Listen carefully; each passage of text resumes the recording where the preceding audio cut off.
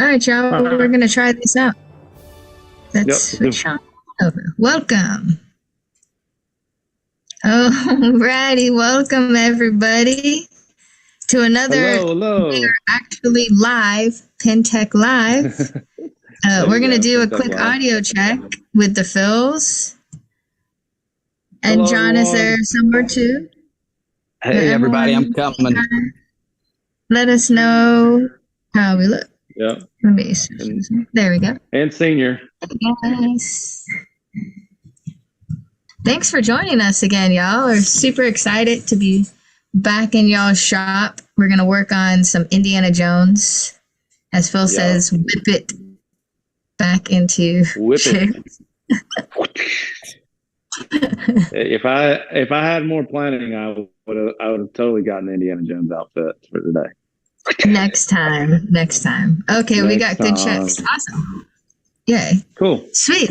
Well, how are you guys doing? Like, what have you all been up to in this new year? What have we not been up to? No, I mean, it's been all over the place. We've done a lot of repairs over the last little bit. We've had phone ringing off the hook. Everybody wants to get their machine going. Christmas was crazy. Just absolutely nuts of everybody wanting to get their stuff ready for Christmas or buy something. Or, I mean, we delivered a James Bond to somebody. Somebody got a white glove delivery for a Elvira House of Horrors. And so the Kiss edition, whatever, the red. Yeah, blood red Kiss edition. In person. Yeah. That one almost fell off our truck. That's not the type of stuff you say on your truck. I'm just kidding. We would love to have that. Awesome. Yeah, nothing's better than a brand new pinball machine for a Christmas present. My goodness. So we've been doing all of those, and then been talking to new locations about putting some pinball on locations, new spots, and so everything's rocking and rolling. It's been a good couple months, and just going to keep getting better. Awesome. I love it. We are at Marco getting ready for our show season. We're going to start off with Texas Pinball Festival. It's March 15th through the 17th weekend in Frisco, Texas. Yeah. Our headliner is Jaws. Have y'all haven't played Jaws yet, right? It's coming soon to locations. Yeah, coming soon. We actually do have one on order and getting shipped to us soon. So we're excited to see that one. That one looks really, really cool, and another Elwin game. And I mean, if you're gonna have any game, Elwin's always gonna deliver. Yeah, it's super fun. They have this drop target that comes up from underneath the playfield, and it's a shark fin, and it kind of like goes back and forth like that, and you have to hit it. It's an adrenaline rush. It's really fun. You're hunting Jaws. Yeah. So, yeah. I'm excited for you. Really, really cool. Yeah. Hello, Digerati. Thank you for coming. And Laserlos, getting that Phil's hype. He put little dancing emojis. Thanks for joining us. We are actually live finally. This may, I think, actually be our first real live PinTech this year. Maybe so. Because we've been busy with in-disc tournaments, and then the Consumer Electronics Show was Stern. So here we are. Yes, confirming this. And then before we dive into what's going on with Indiana Jones, one last update for everyone is next week we will be live again. For real, and we're going to have Keith Elwin and one of his software coders, Elizabeth, joining us, and we're going to do a super deep dive into Jaws by Stern. So that's going to be a really fun and exciting stream. We've never had Keith Elwin on our PinTech Live show, so finally he is coming on. That's awesome. That's really we're going to start late, so I think it's going to start around 6 p.m. Eastern. So I'll have all of that posted. You'll see it in the newsletter blast soon. But all about the Jaws hype right now. Yeah, it's going to be an awesome game. Definitely. Awesome. Yeah, Very that's cool. true. Laserlow says not as cool as the Phils, though, and I agree.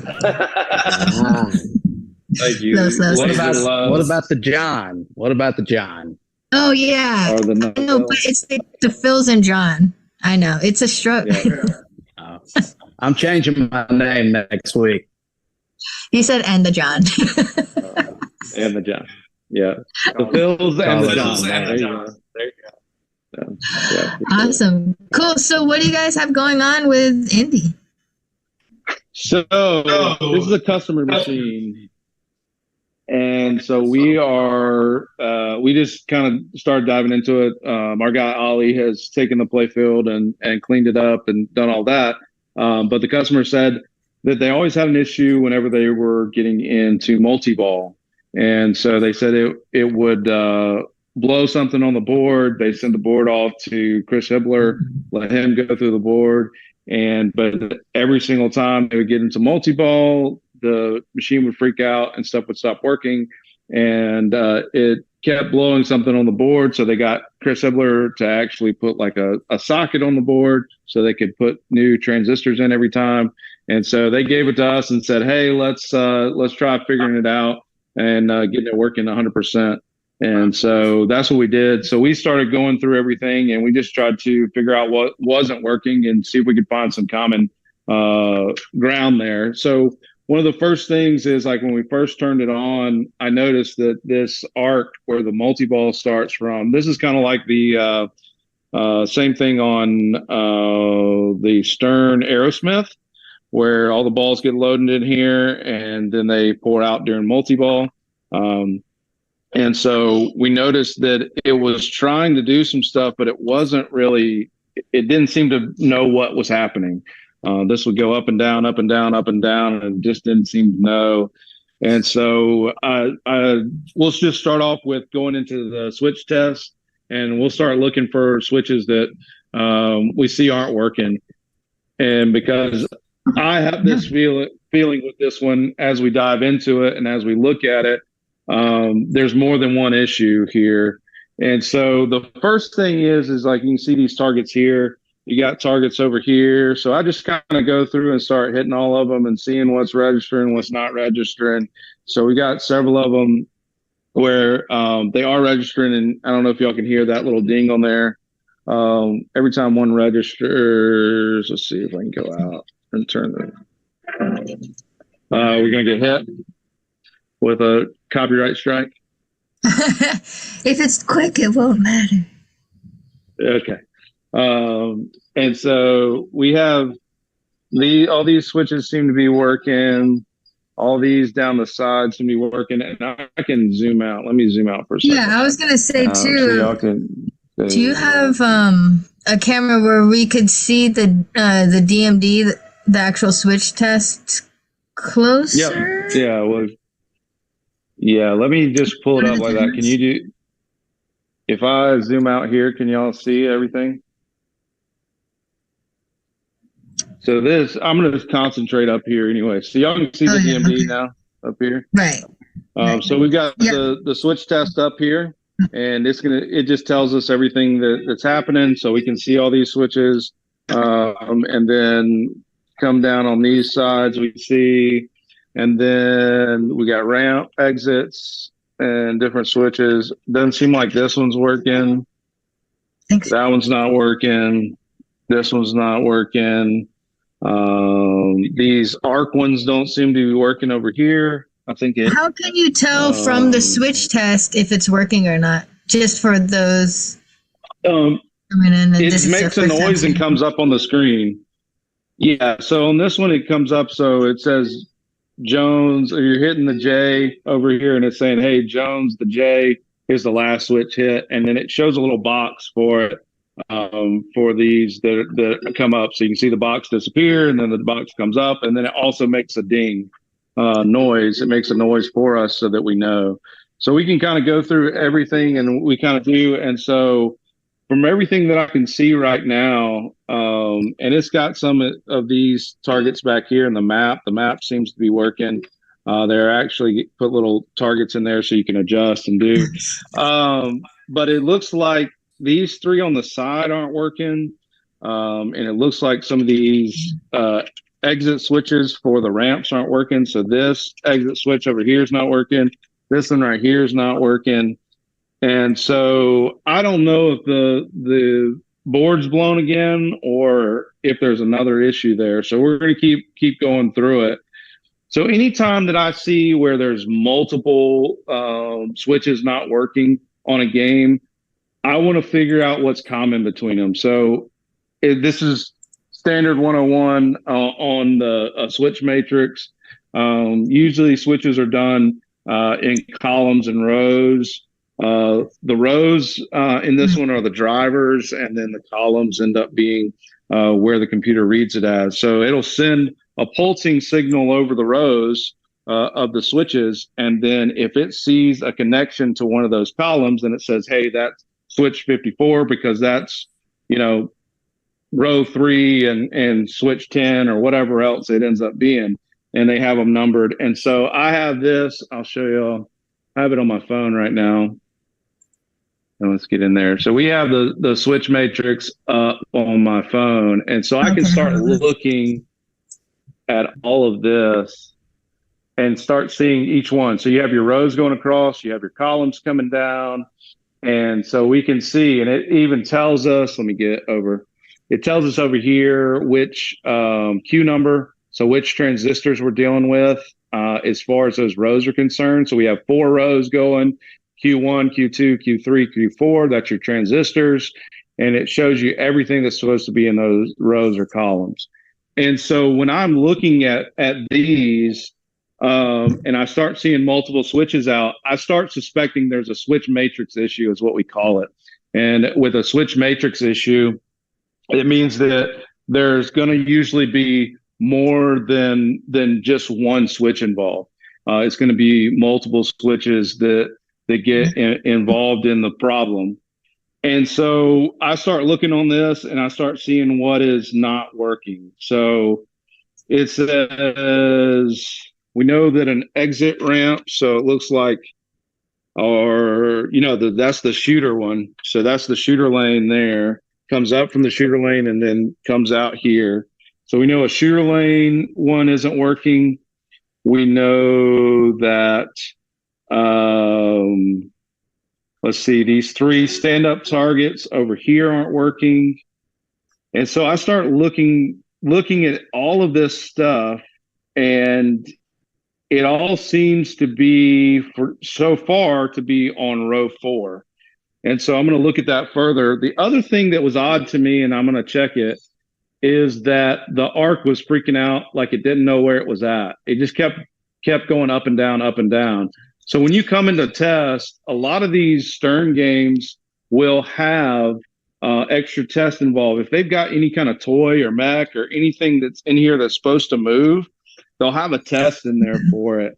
And it makes it easier to end up diagnosing what's going on. So since that was acting weird, I want to run that test too and see if we see anything weird there as well. So we can come into diagnostics, and you have your normal like switch test, coil test, flashers, lamps. And then there's usually always one that is a game. And so this one says Indiana Jones test. So that's going to tell you anything that's specifically in this Indiana Jones game, it may have a test for it. So we can see here, it says Temple of Doom motor test. And then it goes over and you got the Swordman motor test and the Arc motor test. And so these are the 3 unique features here. So if we go into this up-down one, you'll need to make sure that your switch inside the coin door is pulled open or your coin door is closed, because it's going to want that voltage for them. And so in order to run any kind of test for your coils, your motors and everything, you're either going to have the coin door closed, or you're going to have to pull the kill switch that's inside the coin door. So I'm going to pull the kill switch in there, and then just do what it says on the screen. It says select to move up. So we can now see, and you can't see it there. I'll bring it back down a little bit so you can see, but you can see that piece here is moving up and down. So it's moving up and down. Now on the screen up here is showing us some switches that should be activating. Each one of these motors that goes up and down, it usually has 2 switches in there. One that is going to end up telling it when it's up, and one that's going to tell it when it's down. And so we're going to hit that again. It's going up and down, but I don't see the switches doing anything.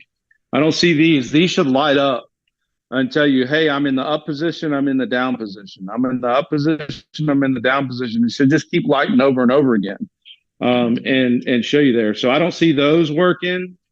Let's look at the swordsman and see him too, when it finishes the other one. So here's the swordsman. It should tell us, it's saying that this 63 is the back and 64 is the forward. So it's in the back position, the 63 should be active, and in the forward position, 64 should be active.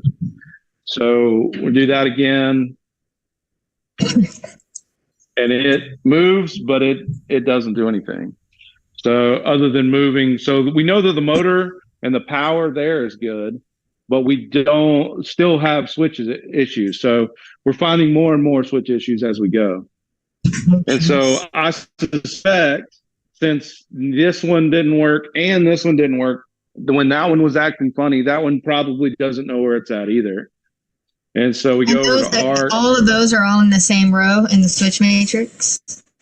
Yeah, it looks like it. And so all of them are end up being right along that same row on there. So again, the same thing happened here where it goes up and down, but these never activate. And so it doesn't know where it's doing. So like the first time when I turned it on, if the balls are in here, you actually put 8 balls in this game. And that's like, most of the sterns and stuff have 6 of them. So 8 of them is a lot. But when I looked into the manual on this one, it actually loads 4 of the balls into this arc, and then that's ready for multi-ball.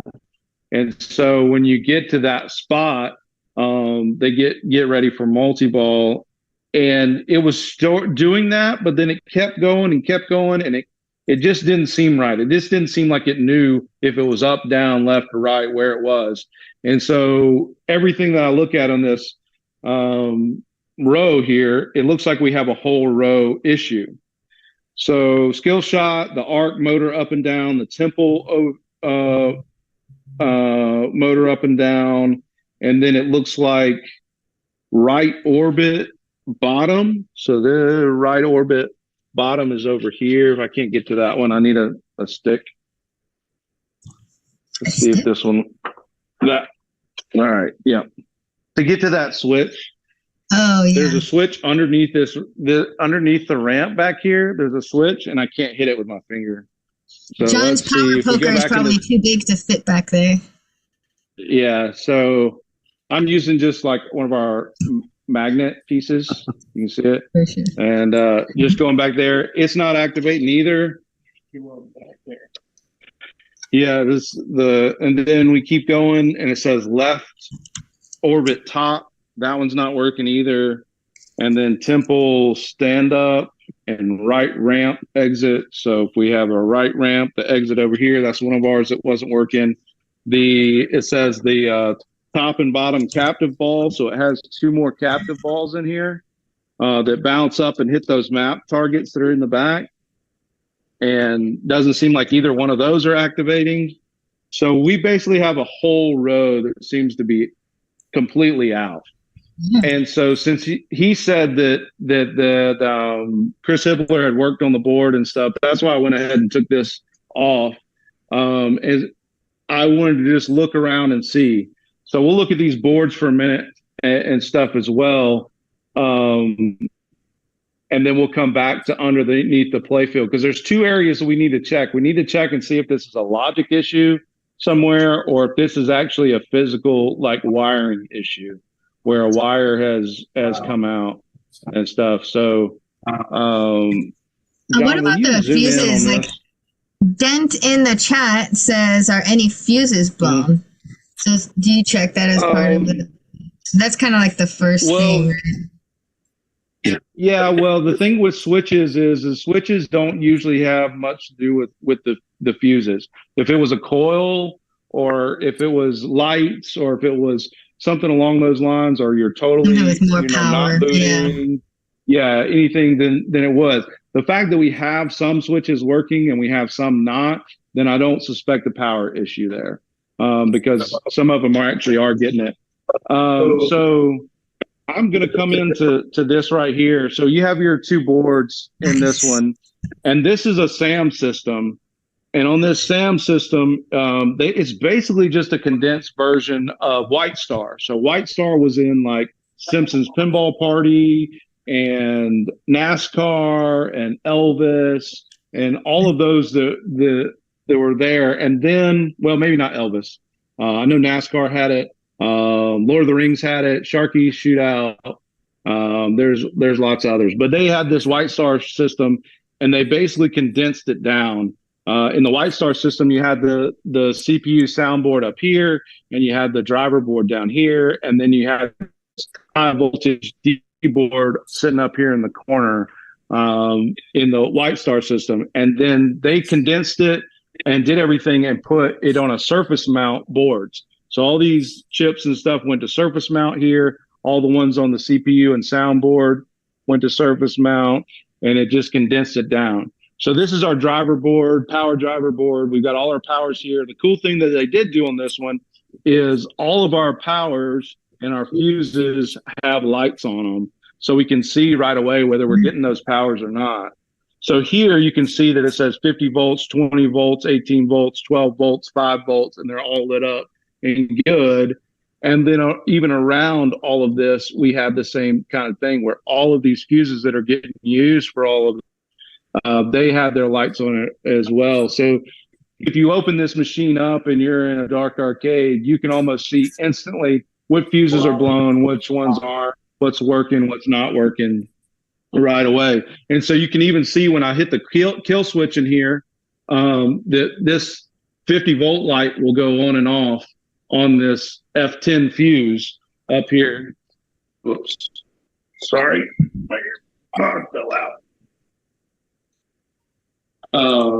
But yeah, it shows it up there. And so when I pull it in and out, you can see that light, those lights coming on and off. And there's caps, so those ones up here go off later. So we have all of our solenoids and lamps get driven off of this board, and then you have your sound and all your ROM and your switches that get handled on this board. So this board here, we can see coming around. These are going to be your switches down here. They even have them labeled.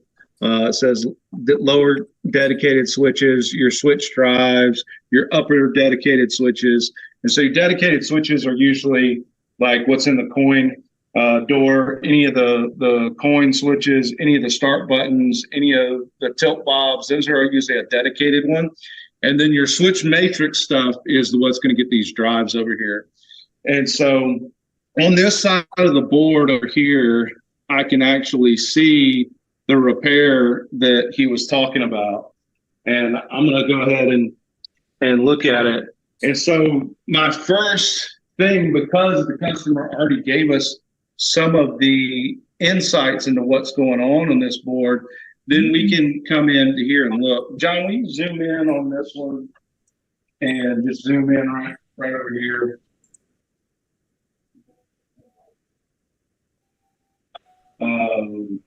And so if you look at these right here, these little pieces here are the drivers over those rows. And so these are driving that signal, that pulse that the computer sends out, and then it through the switches reads those columns and reads them up. But I can see this one right here, and I don't know if y'all can see it, is in a socket. So that's what he was telling me that Chris Edward did, was that this one kept blowing, so he put a socket in, and I can actually pull this transistor right out. Now that I've got the machine on, I can pull the Wow. And I don't know if you can see, but there was that piece there.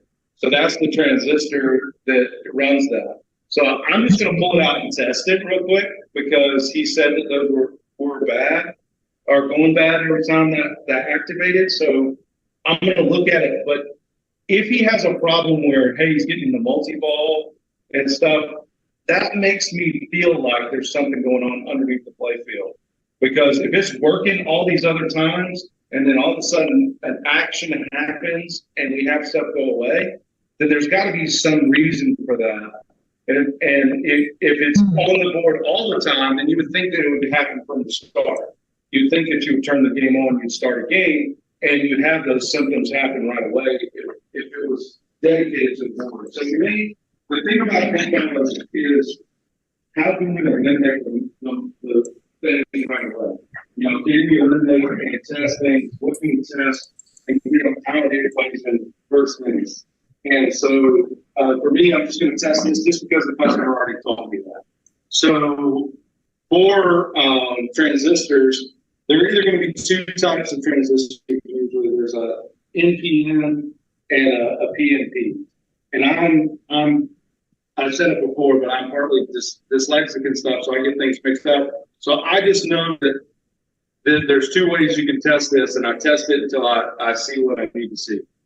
And so I'll show you my trick. So right here on your multimeter, if you get out the multimeter, you can come over to your ohms and diode test, and you want to make sure you switch it over to diode. Here. We're going to bring it to this one? Okay, hold on. Oh, yeah. Zoom out, John. Oh, my bad. I was looking at the chat. Rainwater, that is very true. Yeah, great tips. Thanks for joining us, John. Yeah, everybody, thanks for joining us today. Okay, yeah. All right, so we see the multimeter. Yeah, we got diode off, okay? And then on this has 3 legs.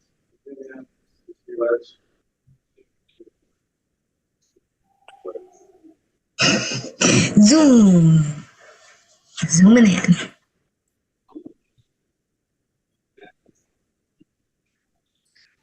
It's not wanting autofocus. Nice. I like with the logo placement. Okay, this is great. So here's the 3 legs. You see them? And the one goes to the downside. I would want all these things. You're either going to have a positive or a negative inside leg. And then you're going to test the outside legs. And you're going to need on a diode test, we'll just say 0.4 or all the way to 0.6. So within that range, between 0.4 and 0.6, then we know that this will be covered. If we did anything else, like open line, direct short, or 0 or anything like that, then we know that this transistor is bad. So what I'm going to end up doing to figure out, I'm going to first start with the black one. The black one, you put it up here, and put the red lead on here, and see what I can do.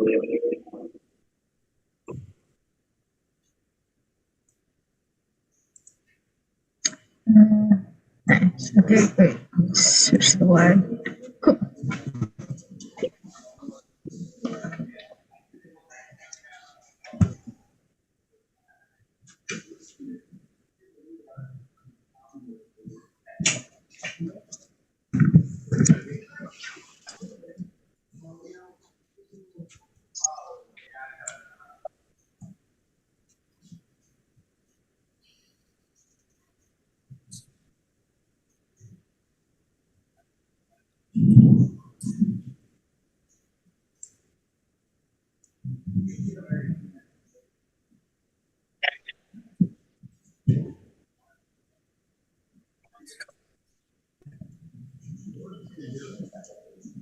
Now I'm still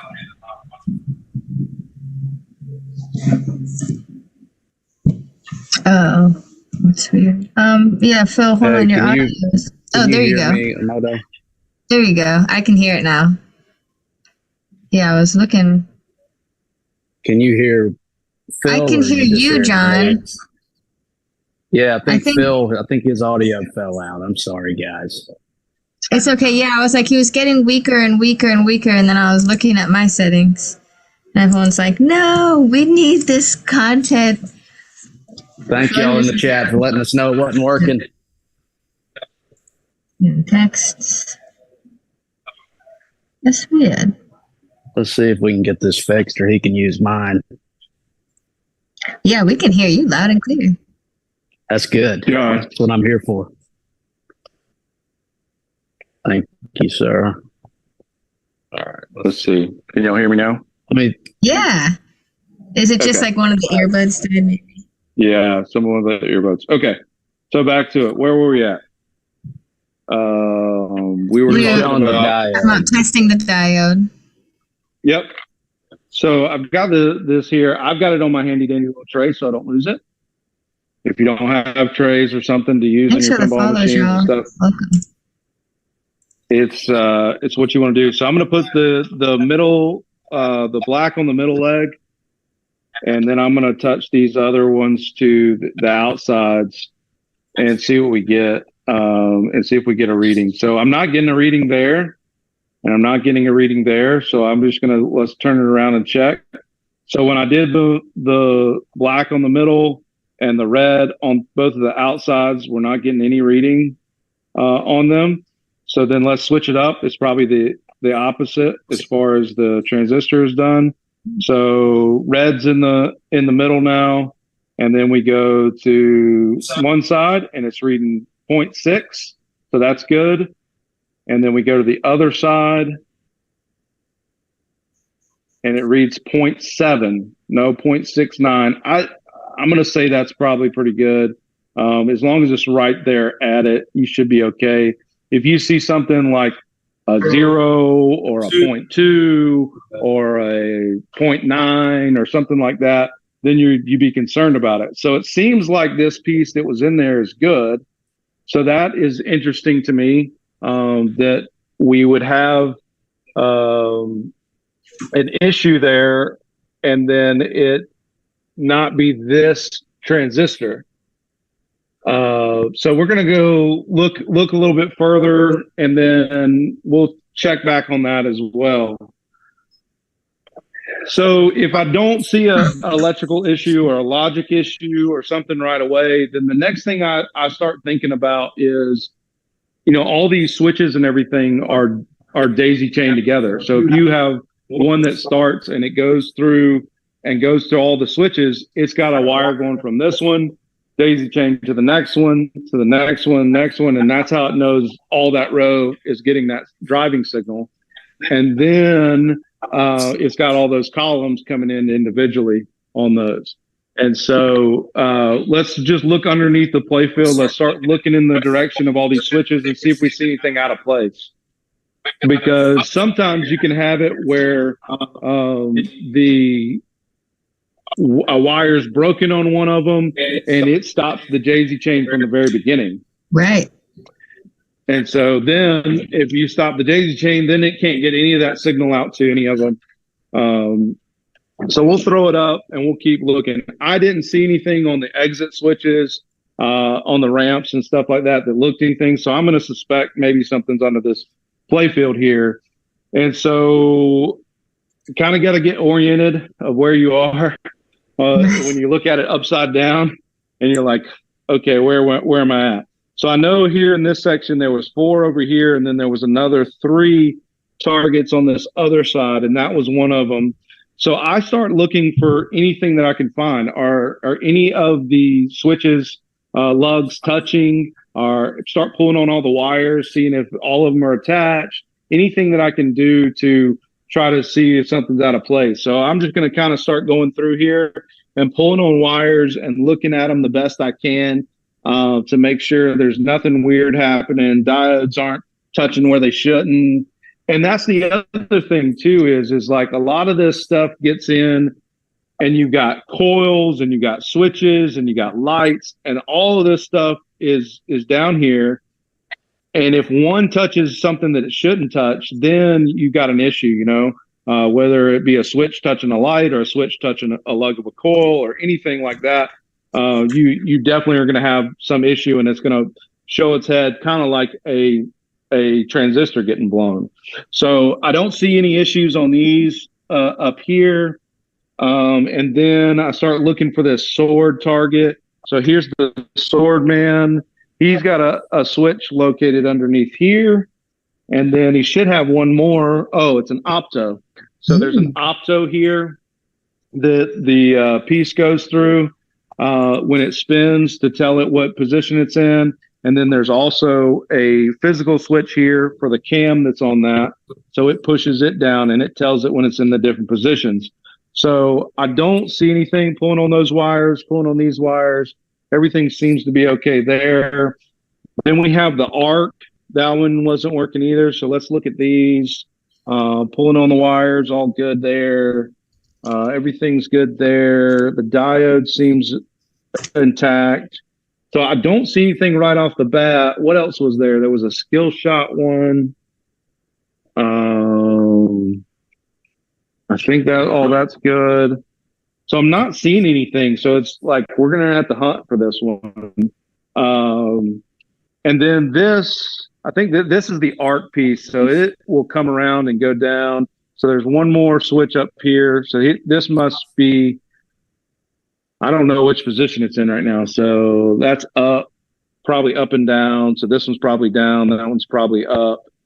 And the only thing that I'm concerned about, I don't know if this has been changed out at some point or what, but I'm looking at this now that I'm looking at it from the side. I'll have to get this camera. Hold on. Let me see if I can get y'all to see what I'm seeing here. Yeah, let's zoom in with this one, and I'll try to show them. Zoom in to right here, John. I just noticed something that looked odd to me. Zoom in as far as it'll go. Yeah, right. Get in there, John. Yeah, there we go. I'm getting there, guys. Next thing you know, I'll be in Hollywood. Yeah. So if you look at this diode here, it's kind of sticking out from the side.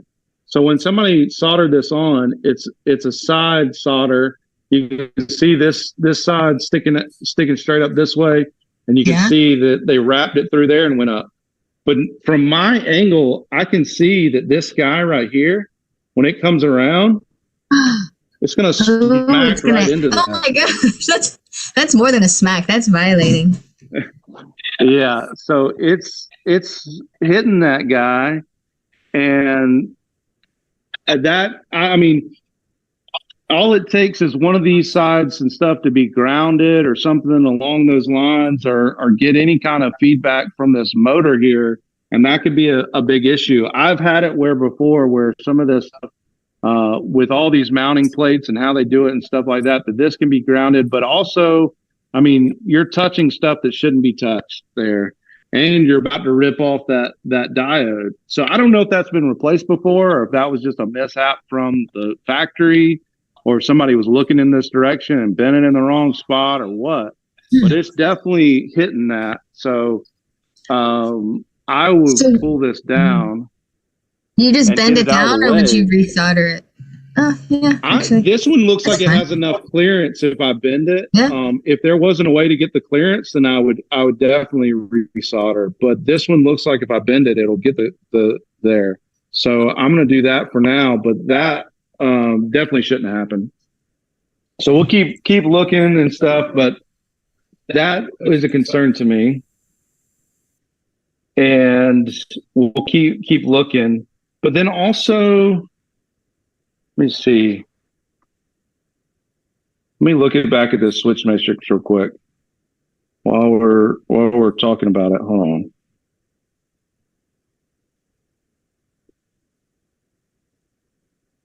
So Q1, Q2, Q3, Q4. So this should be the row for Q4, and it should be green yellows for the wires. So everything green yellow. So green yellow there, green yellow there, green yellows here, all daisy chained. We're good. Huh. All right. So I'm thinking what else can we eliminate from it other than this? We can turn it back on and see if it did anything, but that transistor before was good still. So we need to look back there because it's good. Make sure that socket's doing what it should do, and then it's sitting down in that socket good. If just bending that diode fixes it, that would be so amazing. Yeah, I know. Something tells me that's not going to be all it is. Right. That would be great. That would be awesome. Let's see. Let's keep going. We're going to diagnose switches. We knew these weren't working. No. We still don't have switches. All right. So there's other cool things in this switch test that you can do. That piece got on there. When you're looking at switches and everything, I believe it's start, isn't it? Oh, does it tell you? Yeah. So it tells you in here too, some information about it. It tells you what color the wires should be on that switch and everything. So there's a lot of times when these will give you extra information that can help you know where to look and everything of where it's going to come in. Because some of them will tell you what fuse it was. Some of them will tell you what transistors they are. And you can get all that information. So, oh, where's that on this board? Let me go find it.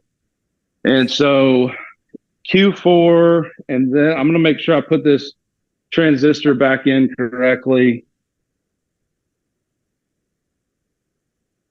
And I can see, I don't know, John, zoom in again, and I'll show you guys. I can see there's been a repair on this board too now that I'm looking at it.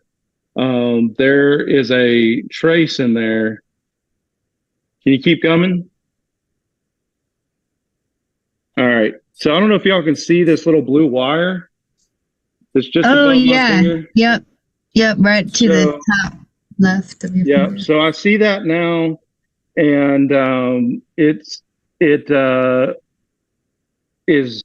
a trace has been fixed with just a little jumper wire from that bottom of that cap over to that socket.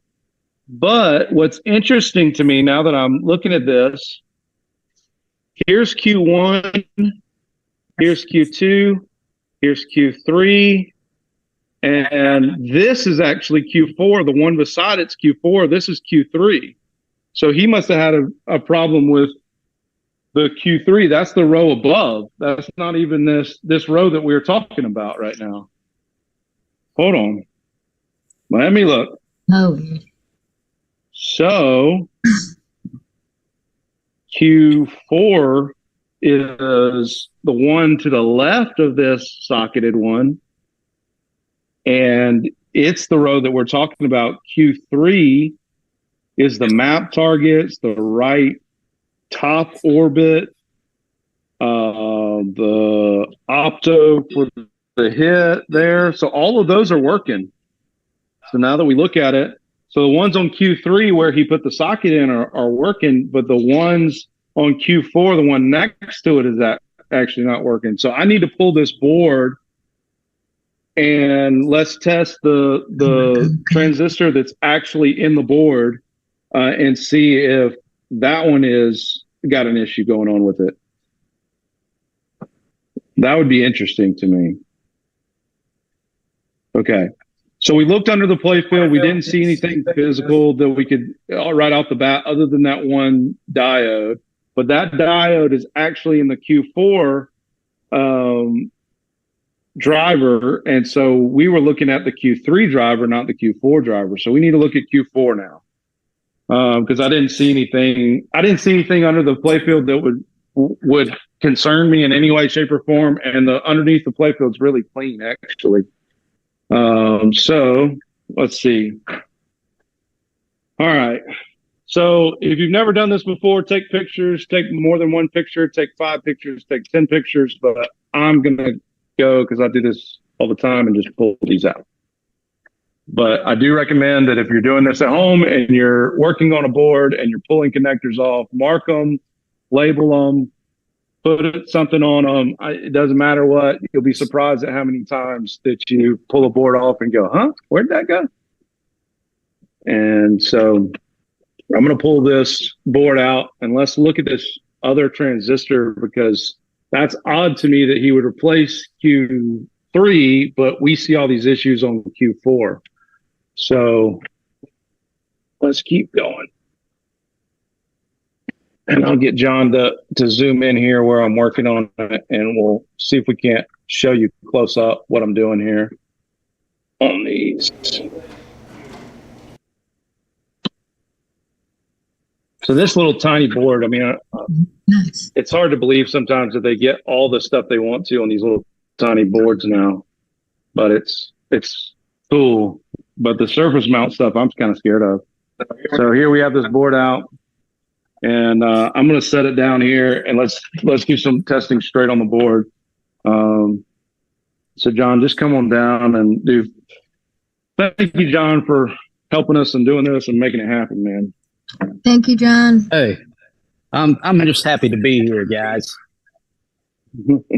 So, all right, John, zoom right in here if you can. Yeah, man. I got my finger. Bum, bum, bum, bum. We're zooming. A nice, slow, epic zoom in all the way out. Yeah, that's the shot. So you can see here. I'm good at this, guys. So we can see this trace that's been repaired here now.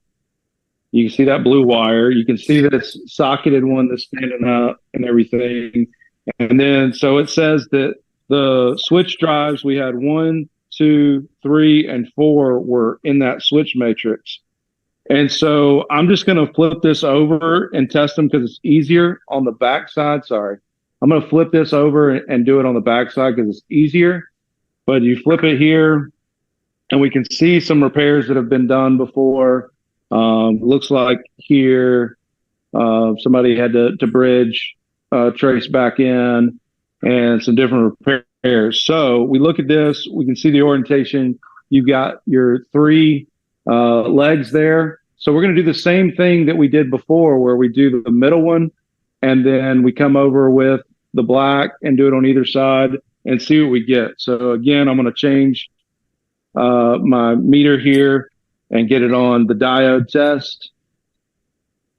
Kind of come over, I'll get it, and went past it. So we're on diode test now, and we're going to test these out. So I know that number 1 was all the way up against the edge, so I'm going to do red, and then do these 2 over here.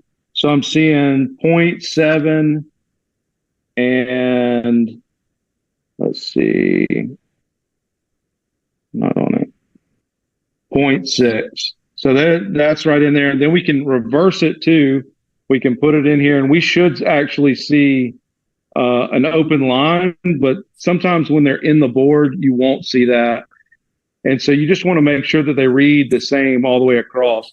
So a lot of times when a transistor is out, you can actually reverse it and see open line both other ways. And it'll actually tell you that it's good. But when they're in the board, they have resistors connected to them. They have caps connected to them. They have different things that are in there connected to them. And so you can't always just say, hey, it's going to read open line, because it may be reading back through the board somewhere that you don't know about.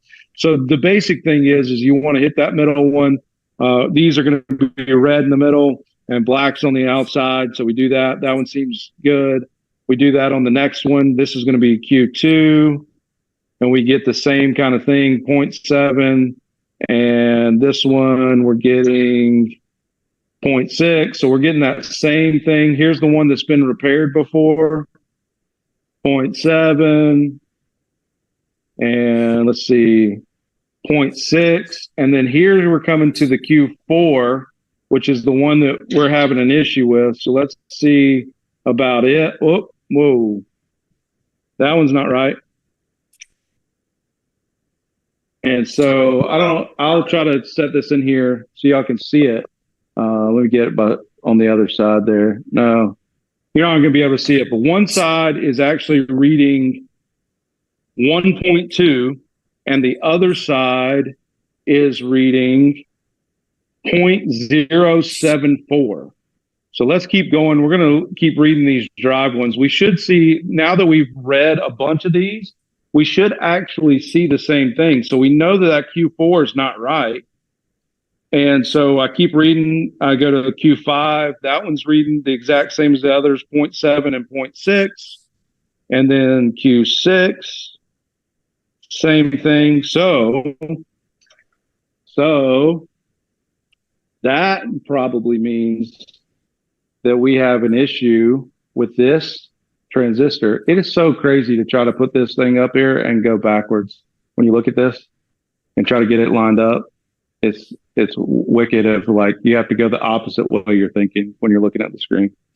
But anyway, so we know it looks like this Q4 is bad. So we need to change that out. So we look and see which these are. I'm going to take this one out here and see what it is. My eyes are terrible. 2N3904, I believe. 2N3904. All right. So I'm going to put this one back because this one's reading good. Well, I said I was going to put it back. Delicate work here.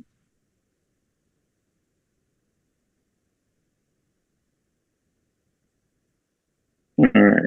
Put these legs in. All right. So the other one is bad. Let me make sure we have some 3904s. All right. Let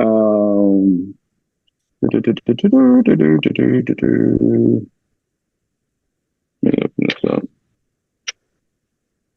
Chips. So I'll show you guys what I'm looking at here. Here's my little thing of chips. I've got different ones and labeled. And so I'm looking at this one. I don't think I have any of these, but these right here may be what I'm looking for. So let's see.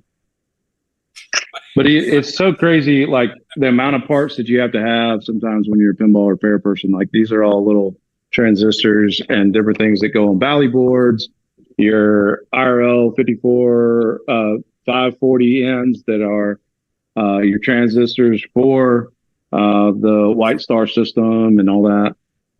So there's lots of different things. Some of these go on the Bally displays, 2N 5060s. And so there's a lot of them here, but it looks like we have what we need. So we are going to replace one of these guys on the board, and then let's see if we get our issues fixed and how long they stay fixed. So that's what we're gonna do now. So I'm gonna cut this little piece off of the board with my snips, and then probably use my desolder gun to desolder and get the rest of that solder off. Somebody told me one time, they said you can either save the component or save the board. And so if it's a component that is cheap and you can replace it, then just go ahead and cut it off the board and don't risk doing any damage to your board. And so that's what I kind of go with now. If I can get to the legs and cut it off, that's the first thing I'm going to do. And so we'll cut this off. I can't see the chat right now, by the way, so I hope all you guys are doing well. Let me see if I can get chat come up. How's everybody doing, by the way? Doing good? Oh yeah, let me get chat on there for you. I can let me load up Restream. Yeah, bring up a chat so I can see them, so I can talk to people. I got you. All right. So I've cut the little guy off. Here he is. I've cut the little legs off. He's done. He's done. Bye bye. Bye. See you later. All right. Ooh, John's got the desolder gun.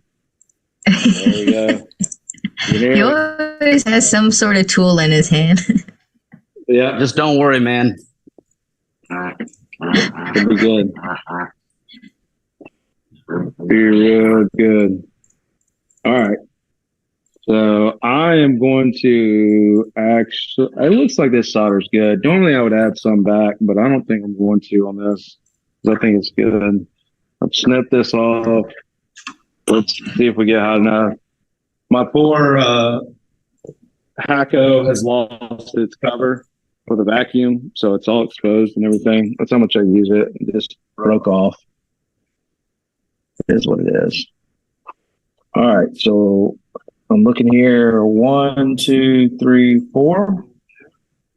And the other thing is that you want to make sure of sometimes is you mark the right one that you're going to pull off. Because I have pulled off the wrong component before because I get on the back side of the board where I have to do the desoldering and I have miscounted. So go ahead and make sure you count. So 1, 2, 3, 4. So 1, 2, 3, 4. So I know these. So one of them with the bridge leg on here. If you don't have a Hacko or something like this, I recommend it if you're going to do board repair. And if not, send it off to a professional. Who would that professional be, Philip? Oh, there's lots of them, man. There's Clive at CoinOp, Cauldron. There is Chris Hebler. John, can you tilt the camera up? Are you able to? Yes. Yeah. Reach over. No, you're holding it. Don't burn yourself. I've been burned. All right. I've been burned a couple times. Feels good, right? All right. So great. I am gonna have to add some solder back. So nice. Let's do that. Thank you. All right, we're getting in there. Getting in. All Am I in the right spot?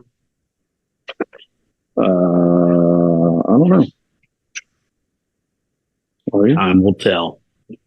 All right. So, got my solder iron here, and I am going to add a little bit of solder onto these to get them fresh so we can get this off. Man, we got a joker on the stream chat here. Oh man. Add some solder back to it so we can get it. And then, all right. So I've added some solder back. I'm going to get these out. All right, that one looks good.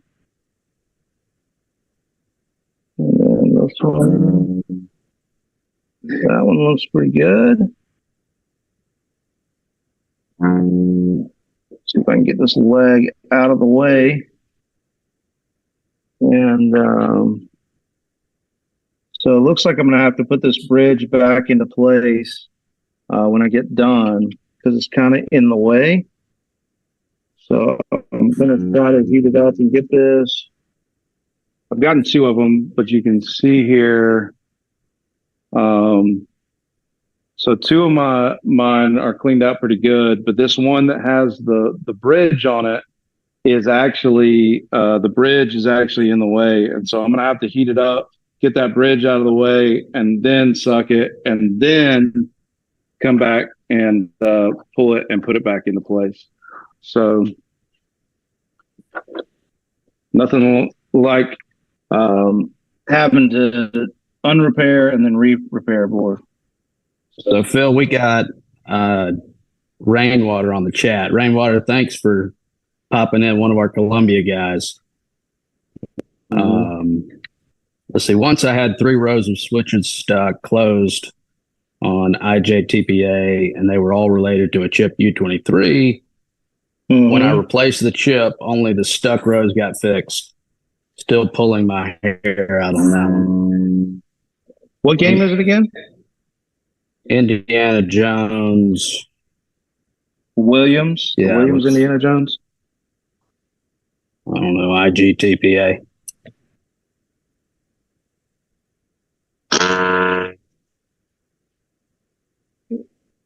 I would have to focus and hear that whole thing again. So hold on one second. All right, that leg's out.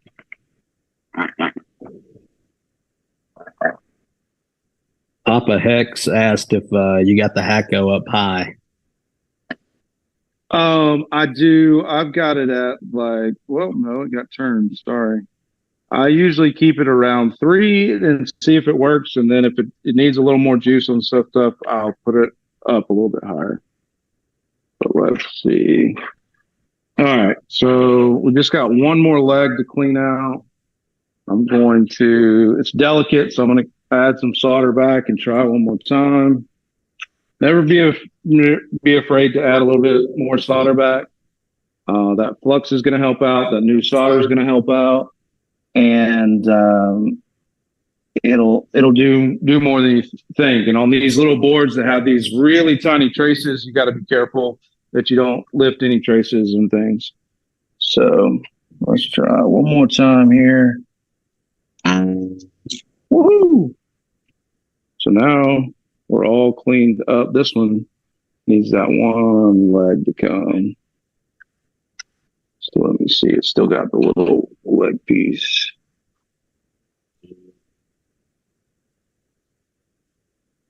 All right. Pull this little leg out. All right. So let's see if we can zoom in and we can see now right down here where my finger's at. We have all those holes cleaned out, and we are going to put the new one in on this side. So let me find the new one, whatever I did with it. Yeah. Are you going to add a socket, transistor socket? I've actually never seen those, and it's really cool. I've cool. never had one before. I've never bought one and stuff. Yeah. So I don't have any, but it kind of looks like he made one. If you look at it, let me see if I can get all the way in here. So, the way right here. Yeah. So from this side here, yeah, that's wild. You can see that the front leg, that piece isn't insulated. It's all the silver looking socket there. And so it looks like he took a socket to do these two and then took one out of its housing to do that front one. And so it's interesting. Would you think that could be an issue where you would just want to rip that off and replace the transistor normally, or can you even do that? Yeah, you can. You could desolder that socket and I don't think it's causing any issues right now. And I trust Chris Ibler's work. You could ohm it out and make sure. Yeah, but sure. Check it with the meter. Yeah, and just make sure. But the thing is the fact that the road that we're having issues with is the one next to it and not this one, and that one tested good, then I think it's probably fine. Nice. I like the concept. Because we're getting the all those switches in that row to work. So that one should be fine. So this one, when you have these little guys, I don't know which camera we're at right now. We're at here. These guys, you just got to make sure you line them up correctly. And so sometimes you have to bend them out and just, don't be scared, but don't be like, Hulk with it, but I kind of get a little like 3-prong look to it and then stick them down in the board there. And you just want to make sure that the flat part of the transistor is actually lined up correctly and facing the same way as all the rest of them. So, all right, let's see. Did my voice go away again? No, you're good. Okay.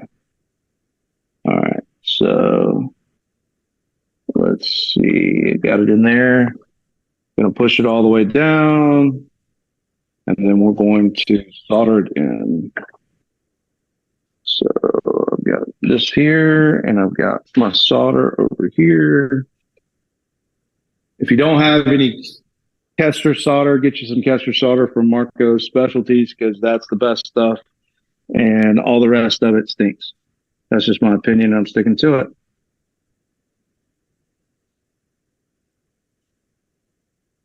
So we're just adding a little bit of solder onto these legs.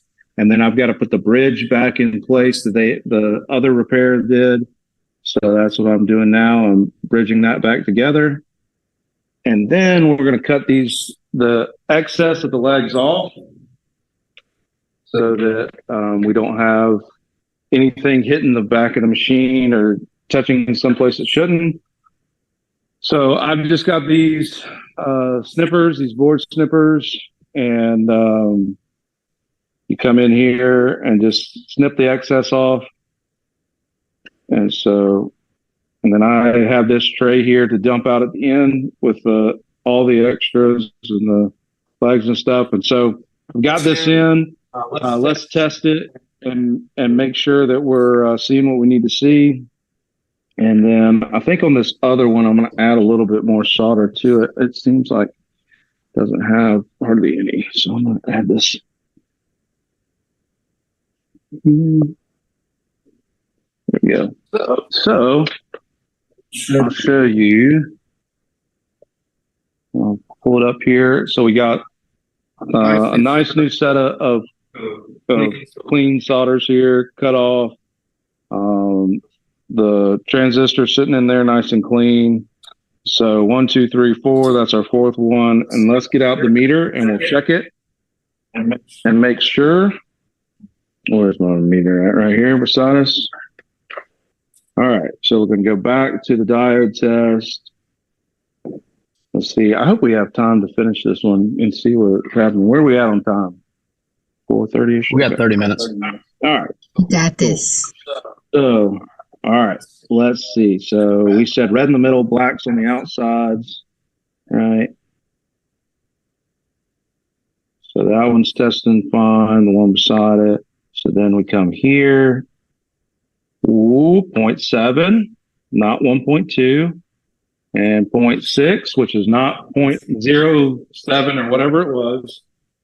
So we've got a good transistor in there. Now the hope is that it didn't get back here. Hopefully this one didn't let it get all the way back and go back up to chips and all this kind of stuff. But let's see what we get now that when we boot it up and we've got a new transistor in here. So I'm going to put it back into the machine here and give it a test. All right.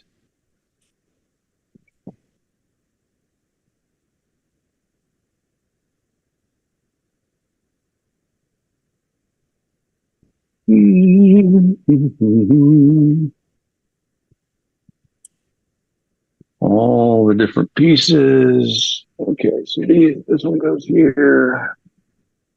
This one goes here. This one goes right here. And ribbon cable, yep. The ribbon cables, if you don't know, they all have little notches on them that should line up with the notches. If they have these housings, these male housings that are on the board, so you can't plug them in wrong, you just want to make sure that the notch on the ribbon cable and the cutout on that housing match up, and then you can put them back in. Some of these on this Air, they put some glue on the ribbon cables, so they've got some hot glue on the tops of them to keep them from backing out or doing anything. It's okay to just go ahead and break that off and do. Sometimes you just got to do what you got to do. But they did from the factory put that on there. All right. So let me get my other tool. What am I going to do with it now? I'm going to take all this stuff off. How do you know the transistor is not going to blow? We don't. So, I mean, this transistor could definitely blow again. But we're going to test it and see. And if it does blow, then we know we still got an issue somewhere else in the game that is causing it to blow. So that's what we'll look for. But get all that off the play field. We'll put all this back in, get the grounds touching like they should. And then we will test and see if that helped our issue. And if it did, then we'll play some games and we'll see what happens with it. All right. So everything's in. All this is going. All my connectors are back in. Everything's off the play field. Don't have anything to worry about there. And we'll turn it back on. Now this time I turned it on, and this didn't even go up and down. So let's go into some tests real quick and start looking around. So no, we'll go Indy, and we will go over to the arc. Oh, we already see something. That 51 is already showing, so we know that it's working in some way, shape, or form. So let's see if we can get it to come up. Oh, and it's all 50, and then it goes down. Working. So we see that. And now it's clearing that diode because we got the diode moved out of the way as well. So we got both of those things happening. All right. So we can see those switches. They're lighting up when it's in the up position and when it's in the down position. So we can see that those switches are now working. So let's go back to this one and see. It's already recognized. It's got a switch in the back position. So that one's working too. Woo! That one's working. Up. There it comes. All right. And so it looks like it in that 63, sometimes it does, but it's working there. And then the same thing with this one. So it shows it when it's in the up position and down position. And so there you go. And then, so let's start looking. These captive ball. Oh, I got to put it in switch test. So let's go to switch test. And we look, and those are working now. These are working. Woo. That one's working. That one's working. That one's working. Woo. Yeah, looking good. So everything so far shows that it wasn't working before is now working. So it leads me to believe, if I'm thinking about this, that probably that diode that was in the way was probably causing an issue. Now the question is was there a miscommunication between the customer and the board repair, and did they repair or put a socket on a different one? Or is there still a different issue? Because this Q4 is what we just fixed, and the Q3 that was socketed is good. So we still have to do some play testing, but all of those switches that were in that row are now working that we can see. So everything that wasn't working before is now working because of that drive transistor. And so we probably need to throw some balls through it and put it into multi-ball and do a little bit of testing and see what happens on here, and see if we see any issues that pop up during the game and starts acting funny or anything like that. And so I think it said put 8 balls in here, and I think that it's supposed to load 4 of them into the trunk. So let's see how many we have. 1, 2, 3, 4, 5, 6, 7. I believe this is 8. So we'll see. All right. So let's bring it out. Let's let it go into a game.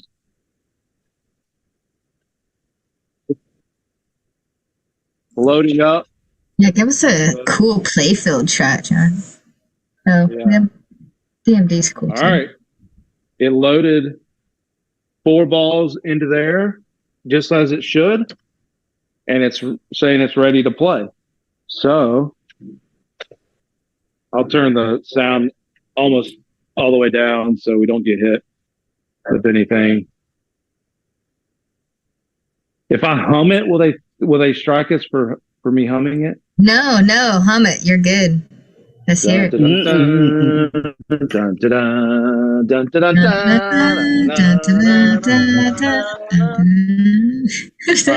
So let's see. Look.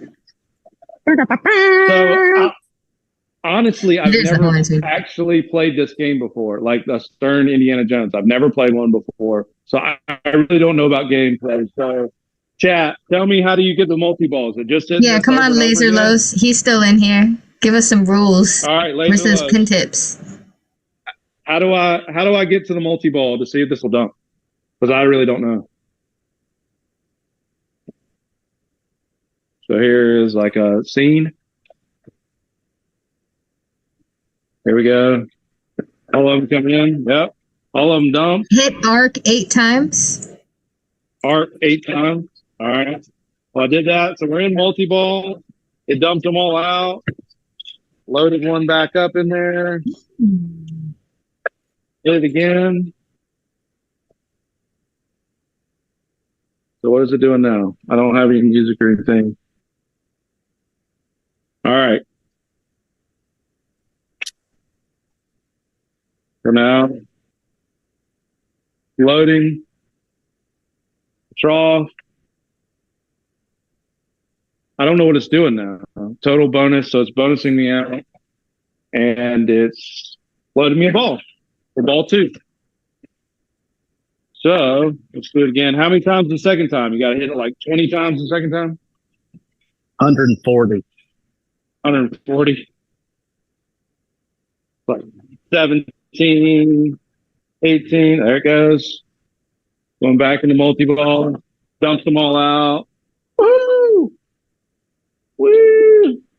We won. Epic. That is, I'm more excited. Like, I wish y'all knew how excited I am that I actually had that fixed on screen, because that was a little more intense than I expected it to be. Yeah, that was great problem solving, dude. That was awesome. Yeah, I mean, so the whole thing is, when you have switch issues and stuff like that, you really got to figure out whether it's that physical issue or it's a logical issue, but don't like ignore them in there. So if you've got something, and if you are repairing stuff and it's a new to you game, so say you buy a game and somebody is like, hey, this is what was happening, this is what I did. Double check all of it. Double check all the repairs, double check all of the things, because you never know in there if there was just one little thing that wasn't right. Anytime it's a new to you game, expect that even if the repair has been done already, that you need to double check that repair and double check that it was done. But on this one, because we didn't see anything, and then that I saw that diode. So the question is now all I can do really is play the game, go through some shots, go through some stuff like multi-balls multiple times, and just keep checking it and making sure that transistor doesn't blow again, because he was saying that every time he got to the multi-ball, it would start going to haywire and he would have to change something and do. So hopefully that diode that was underneath that was touching was the issue when it was coming around it and dumping it for the multi-ball, that it would actually be hitting that diode and shorting it out in some way, shape, or form, or causing something else to happen. But those are like, finding some of that sometimes is just being at the right angle. Like if you're looking under the playfield, get at this angle, get at that angle, get it here, because you're going to have to be all over looking at underneath your machine, because you're going to see it from a different angle. Same thing that happens like if you're cleaning your machine, don't just clean it from one side. Clean it from both sides, because you're going to see dust and dirt here that you didn't see from the other side. And so make sure you hit multiple angles, make sure you get down low, look at everything. But I think from everything I can see, we have a working game. Yay! So I'm going to now put it you guys got a battle, so the play testing gets its full effect. Okay, so that's what we should do. We'll set it up so y'all can see, but then we'll all three of us will play and we'll see who wins. Yeah, that sounds awesome. Chat's got to put bets though. We gotta have some sort of bet. I bet a Black Knight 2000 plus 10,000 grand dollars. I bet Phil Senior slays both of y'all. Phil Senior's gonna slay all of us. Yeah, he will. That's my bet. I'll put all my quarters in that. John said he's putting the pink slip to Black Knight 2000 on. Yeah. So I don't know. You got this one. Look, I'll show you. Oh yeah, hold on. I can. Oh wait, wrong one. Yeah. So this main one over there is John's Black Knight 2000. I'm very proud of this game. I'm very proud. I love it. All right. So let's see if we can set the camera up and we'll play some games on it. Somebody in chat, like, tell us how to play. Like, what's the thing to do on it, and we'll test it out while we're going. All right. So and we can play it with the glass off, right? Yeah. Okay. Using the power poker. Yeah. Nope. No problem. It's in my back pocket. Always. You always got to have the power poker. Yeah, Shell Swap says, plunge the ball, then flip the flippers. Don't let the ball drain. I'll add in. Hit the flashy thingies. Hit the flashy thingies, yeah. I like that. All right, let's Borg out. Okay. Borg out. Yeah, just Borg out. Just Borg out. That's it. That's all it is. All right, John, can you set it where the focus is out again on this thing? Like you done the focus. I need to zoom because I can't zoom out, and so they're not going to be able to see it. Yeah, man. John's a specialty now. He knows all about these cameras. Don't tell that to people. All right, 3 players are in. What is the skill shot? Chat, what's the skill shot?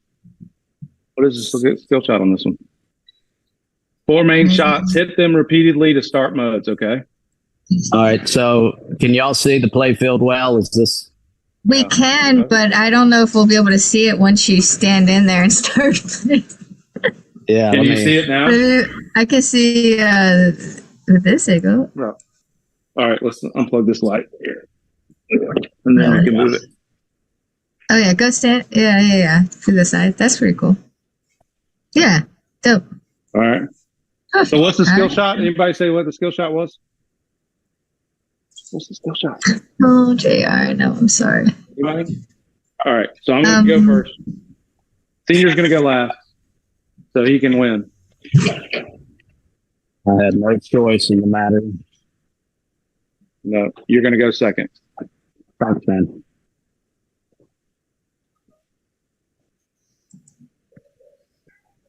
All right. So hit the arc a bunch of times. I know that. Oh, there was a slingshot not working. Another thing to add to the list. Right sling not firing.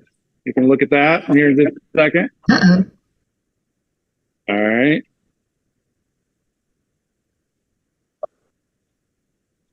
Oh, I missed it. John, you're up.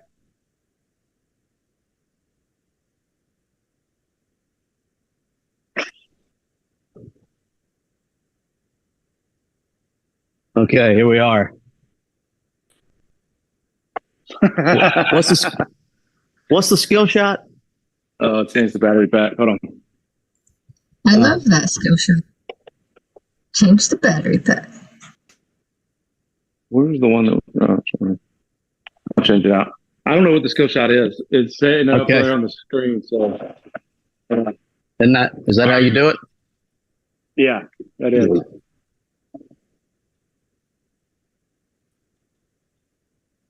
I'll get it back. Hold on.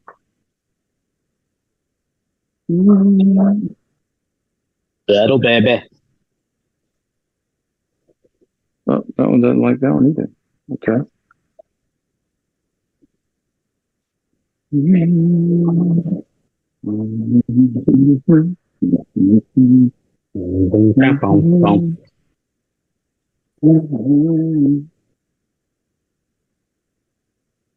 All right, there we go. Nice. Come on. All right. Oh, man. All right. Senior's up. Yeah, the air ball to the face is definitely possibility less.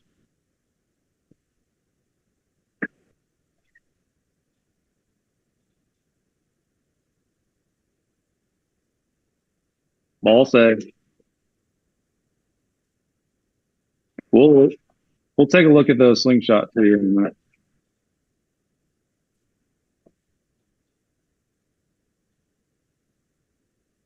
Like the left one wasn't. Maybe they're just not sensitive. Maybe that's the issue. Boy, that comes out fast. All right. It comes out of there really fast. Really fast. All right. Can we do?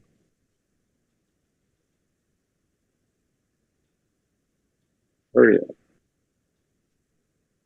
All right. Couple of Doom shot looks nice. Looks inviting. I get it. Couple of Doom. Nope. Couple of Doom. Nope. Yeah. All right. There we go. Lock the ball in there. Gonna shoot it back out, I guess. Nope. Oh, no. That was terrible. Shoot crystal skull for extra ball. Okay. Shoot the crystal skull for the extra ball. So that right ramp. Right ramp.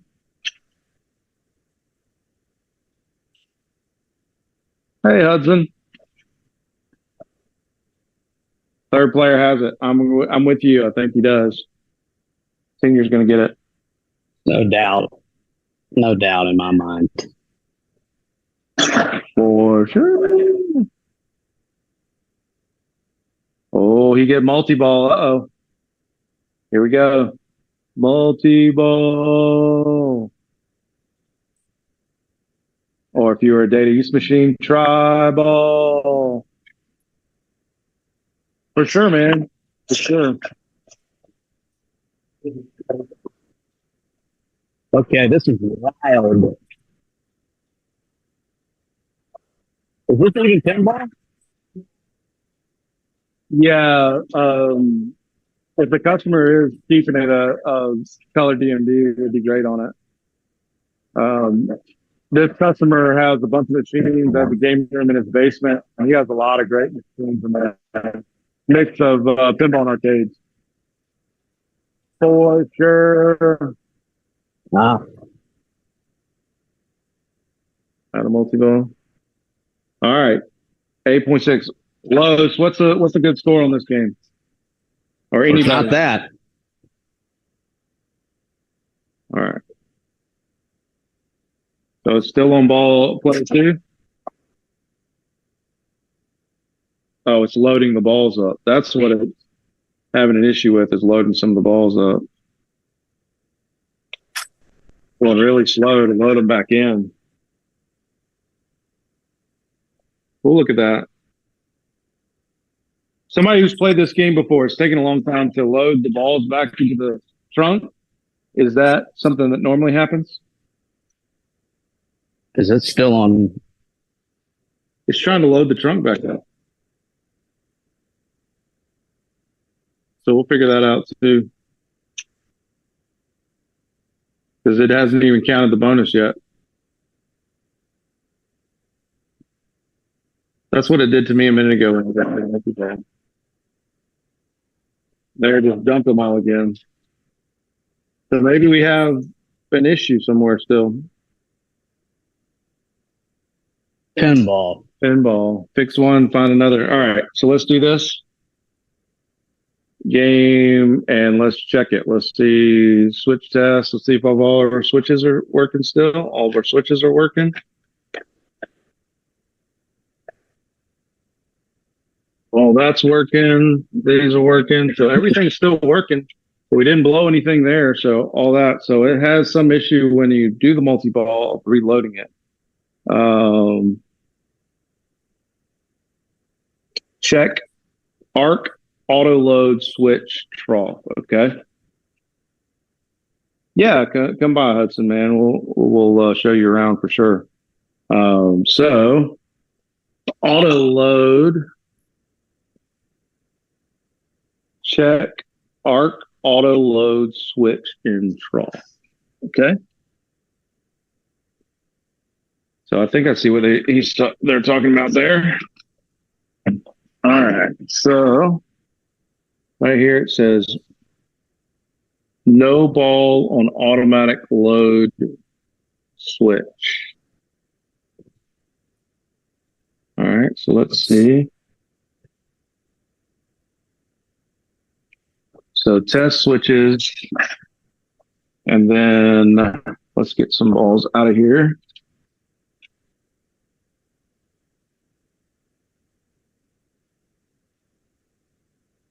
All right. There we go. 6 of them. And then this switch right here is the one that he was talking about. All right, so let me see. I can't activate it from that. Let me see if I can find something to activate it with.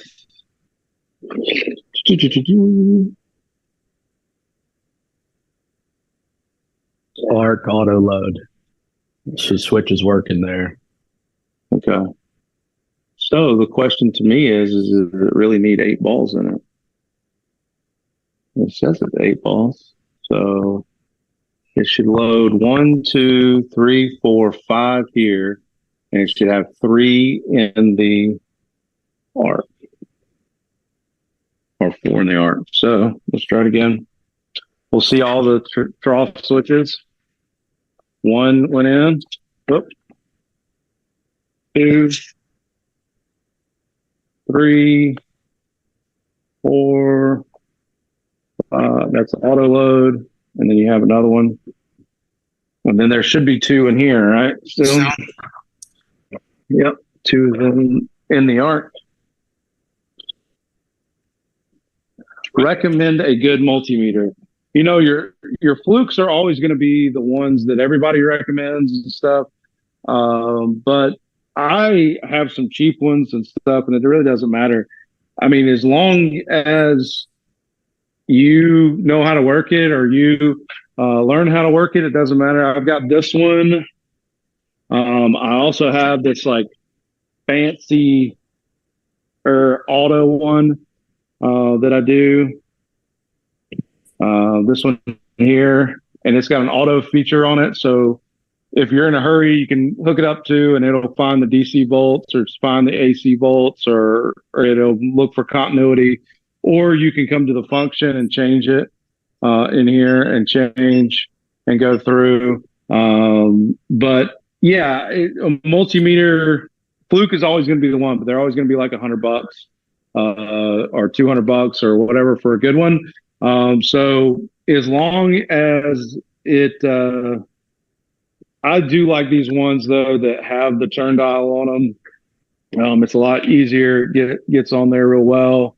Make sure it has an auto off feature. If it doesn't have an auto off feature, don't buy it, because you're going to forget to turn it off in some way, shape, or form at some point. And you definitely want to make sure you turn it off. Or you'll be changing batteries all the time on them.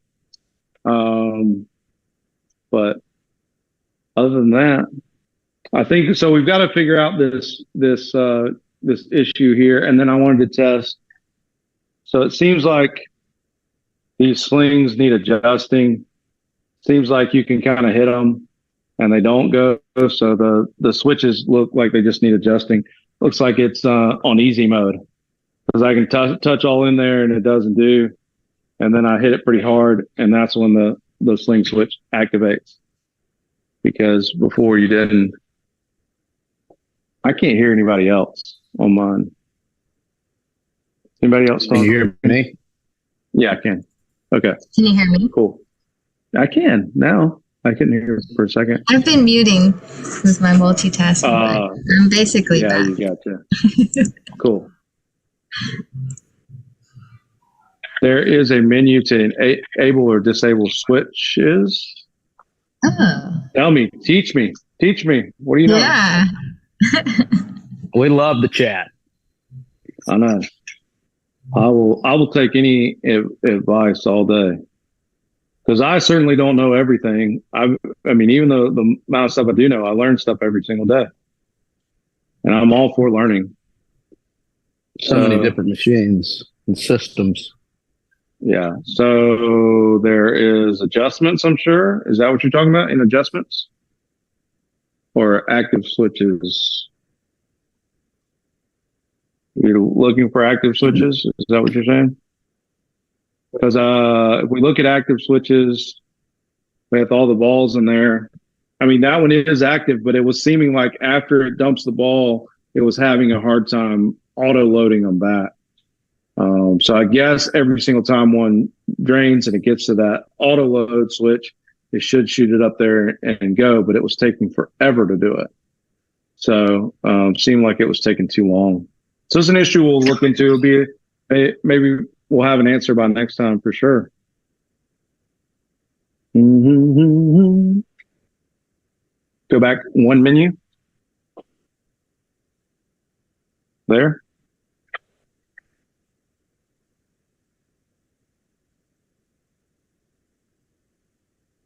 Tell me how to do it. Spunky. Go back one menu, tech alerts. That's what you're saying? Oh, tech. Yeah, I mean, you're talking about, there are tech alerts in here? Should just be plus or minus on there. Tech alerts here. Okay. One of Sean, can you zoom in on the DMD with the... Yeah, I got it. So, Ark of the Covenant unable to load balls. All right. So, then it says no tech alerts when I give it power up there. So, put these back in. See, this is what seems to take too long. So now it's only got three of the balls in there. And then it puts another one out. So that timing between that seemed like it just took forever. Yeah. And then, so let's start a game, or we're starting a game. And it loaded another one. Is there an opto up there? Yeah, and it's got optos in there. It just keeps loading it up. So there's an issue there we still got to find. So we fixed one issue and we still have another one. And now nobody will know who gets the pink slip because we're stuck. We're stuck in the middle. Y'all have to tune in next time to see who got it. To who won the Black Knight 2000. Y'all will never know. So it's not recognizing, doesn't know where the balls are. So there's a part of me that now believes that maybe these optos in here, the switches that have the balls down here, have an issue. Or is like Spunky said, there is one of these switches that keeps getting stuck or something. Wonder if this one. So he's saying that he thinks that the auto is probably stuck closed and it's still trying to load over and over again is what it sounds like he's saying. So if we go to active ones and see if the auto switch is activated. And I don't see it. You see trough one and then all the temple stuff. And so it's still acting like it's trying to load a bunch of balls, but doesn't know where they are.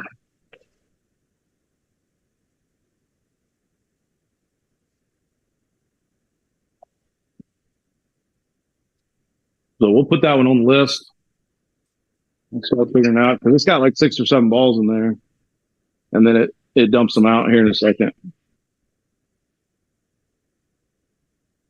Tries again. So there's still a multi-ball issue, even though the switches are working.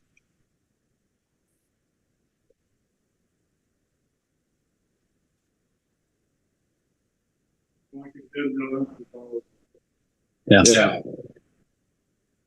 So unless there's something turned off, but it's still acting like it doesn't know. So, all right, let's go back out. Let's go into the switch test and let's individually activate. I'm going to cut the 50 volt. I'm going to pull these balls out, and then Spunky said go to switch diagnostics and go to the alert box. Yeah, we went into that. Okay. And told us it was unable to load them. And it will show you what switches are disabled with an X. Oh yeah, but it said it was no alert, right? Yeah, after I put the 50 volts in, it doesn't switch alerts here. So here we go.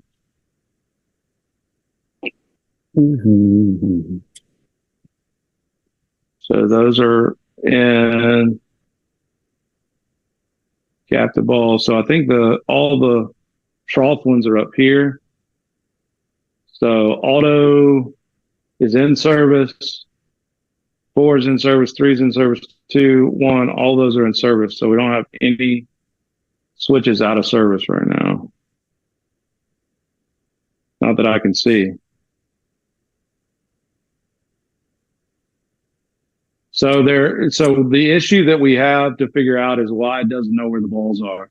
So it doesn't recognize that it has the balls already in the arc up there or in the trough, one or the other. So there may be another switch issue somewhere, but it doesn't recognize where they are, even though all the switches are working, because you can see that all of the auto switches are working. The only thing that I'm interested in is I see 2 boards over here. I don't know if they're light boards or what, but I'll need to look in the manual and see how that arc is put together and see how it knows if there's any balls in there or not, and go from there. How are we on time, Emoto?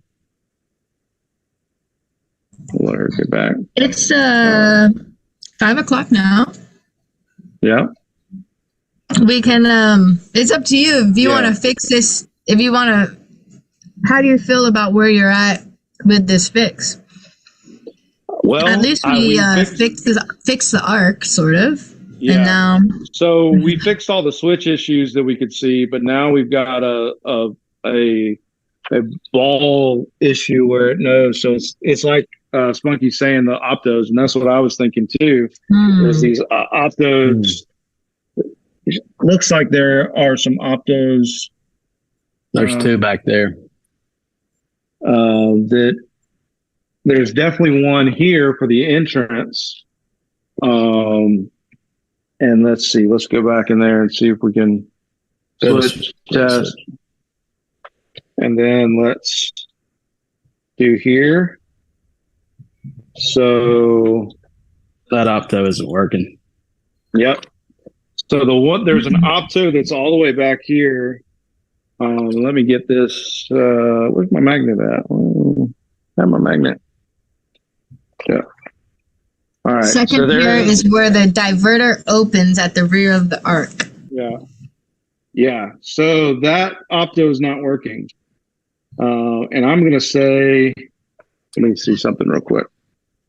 These Stern games have an issue with these optos where at the boards, the connectors go stale.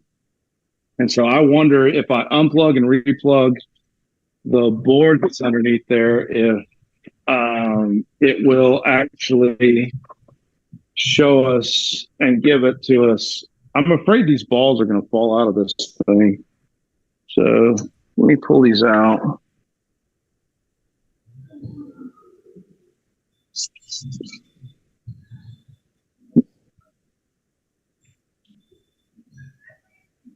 All right, so all the balls are out there. The opto that's behind here, when the balls come down into the arc, there's an opto right there that's not working.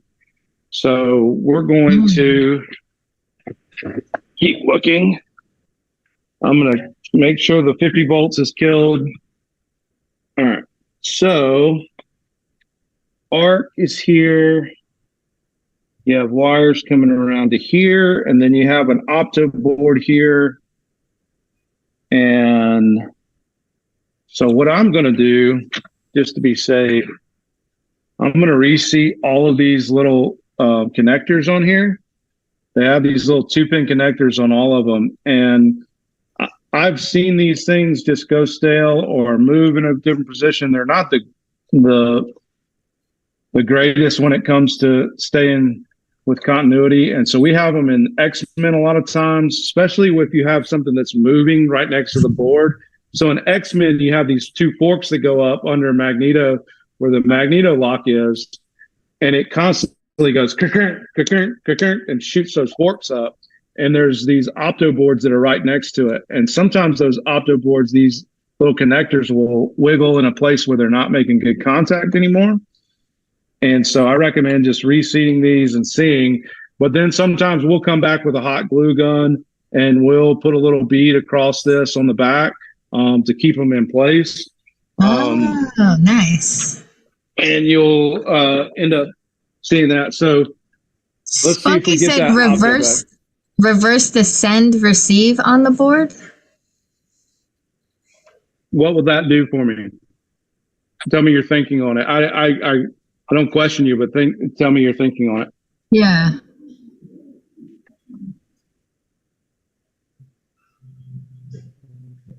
While we're waiting, just a quick side tangent question. Nope. Something I noticed is, are these sleeves that you guys have made like on the side cabinet so it doesn't scratch the cabinet art? Like what's going on? They're a product and everything. So these have been well worn and stuff. But these are just a plastic piece. I forgot where we even got these. But they say Pinball Universe on this side, but they're just a plastic protector. They used to have little magnets that go in the edge here that would stick onto the side of the armor. And yeah, we just put them in there. If we've got a customer game and stuff and we don't want to scratch up the sides, then we'll set them in there. And they don't, like if they had the magnets still on them, they would stay in place a little bit better, but we lost our magnets because we used them so much. Yeah. But they just go in the sides of the games, and then when you're lifting it up and down, you don't have to worry so much about anything scraping and stuff. That's especially when cool. it's a customer game. Yeah. It's like having when you take your car to the repair shop and they put the little paper on the floor so their boots don't get your carpet dirty. It's genius. I love it. Yeah, you don't want to scratch that side art. I love them. Yeah. Oh, Pinball Life has them? Nice. That's that's a great. Life. That may have been great if you're a tech and going, especially if you're working on an LE or something. It's nice. Oh yeah, like if you're at a customer's house and stuff, and you're sitting there and they've got like something super special and the armor is good too, like it's all powder coated and everything. Putting these on and making sure, because if these little pieces that are on the side, if you don't line it up right when you come down, you'll nick the powder coating on all those, and you don't want to do that. You don't want to do it. So we have an opto issue here, and I can't see back there enough to see if it's getting power. So did Spunky tell us the reasoning behind? Oh yeah, they are bidirectional. So if one emitter is bad, the other may be good, and it'll restore functionality. So you're saying if you have the optos and you have a sender and a receiver wire, to swap them and put the sender and the receiver on the opposite connectors on the board, and then that will tell us or restore it? I mean, I've never heard of it doing that before, so that's new to me. Yes. They can act as sender or receiver.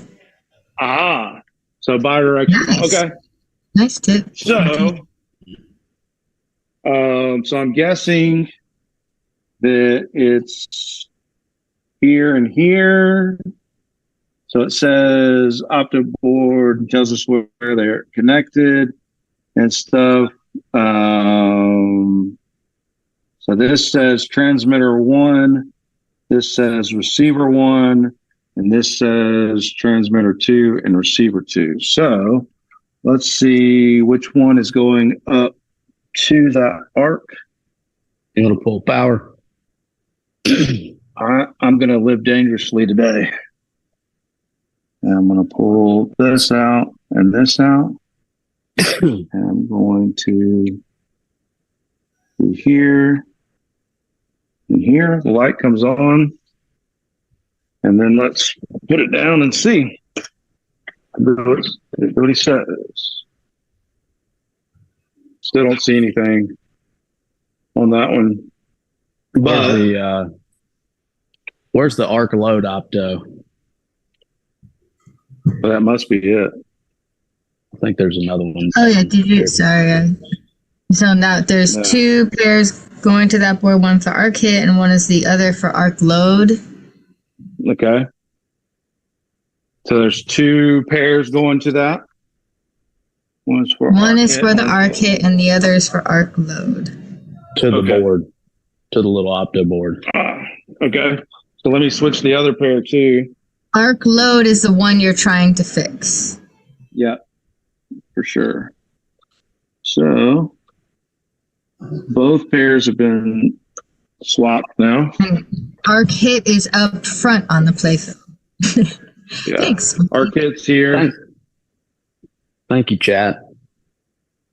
So I don't see that one working anymore either, but it was working a minute ago. Because I'm hitting these on the side, maybe. None of these are working now.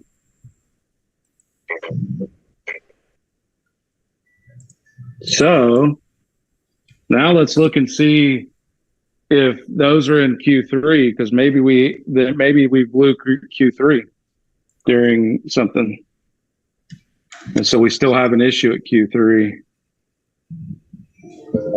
Yep. So Q3 is the right orbit top, the arc inner, the hit arc, and then the German ones over here, and the slingshot in the top up here, and map eject, which is not trying to eject right now, but it did know. So let's see. Nothing there, nothing there, nothing on any of these. These are all still fine. So it looks like we now have a problem with all the ones in the Q3 row where that one is done. So we fixed the issues from the Q4 row, but the Q3 row looks like they have come back. So we still do have an issue somewhere with the Q3 row, because all of those are no longer working. Now we got into the game and started a game for a little bit there. And then it looks like when we got into multi-ball or whatever, it did what the customer said. So there was 2 different issues on this game for sure. Marietta Kingpins came in and said, does the opto board y'all are working with have 2 sets of optos coming out of it? The opto board that we're working at, a set here for the hit, and one of them for the yes. So, and then is this using the opto driver boards like Metallica uses to drive them? They have found that the opto driver board will go bad, then take out one of the opto RX or TX. Okay. The transmitter or the receiver. Oh, okay. That's what we were just doing with Spunky. Yeah. Right? Yeah. Okay. Yeah. So we tried that, Marietta. We tried that. Yeah, we did.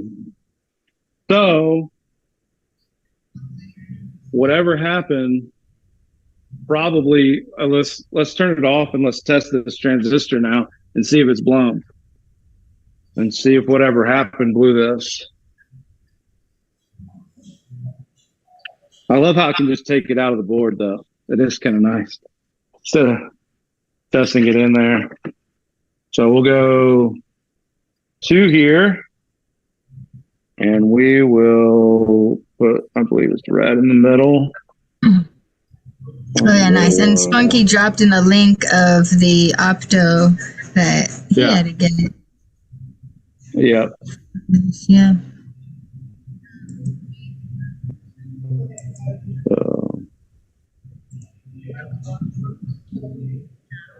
All right, let's see. Yep, sure enough. Dead? This guy's bad now. Yep. So it's reading on one way. It's doing that whole same thing. So 2.4 on one leg and 0.0, almost 0.012 on the other leg. So whatever happened, there's still an issue somewhere on the play field, most likely, that is blowing this one. So it blew the new transistor? It blew the one that was in Q3. So the new transistor Right. they had put in Q3 in the socket, now that we went through a multi-ball a couple times, is blown, just like the customer said. So we fixed one issue on the Q4, but now we still have an issue on the Q3. So the Q3, we'll need to look at all those switches and everything on the play field, because there's really not a reason that this should blow unless it's touching something it shouldn't. So, it makes me wonder about that diverter in the back that cuts on.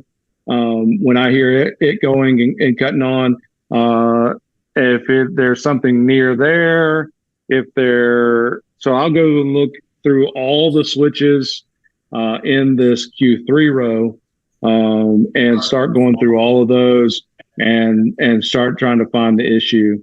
One of the times I had an attack from Mars that the playfield protector that I put in made it where the playfield protector touched the switch and touched the bracket of a coil, and the coil, the windings that go around, one of them had snuck its way out and was rubbing against the bracket housing or the mount.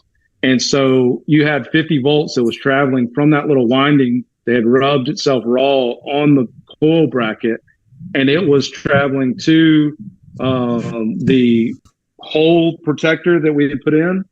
And that hole protector was actually using the same screw as one of the switches.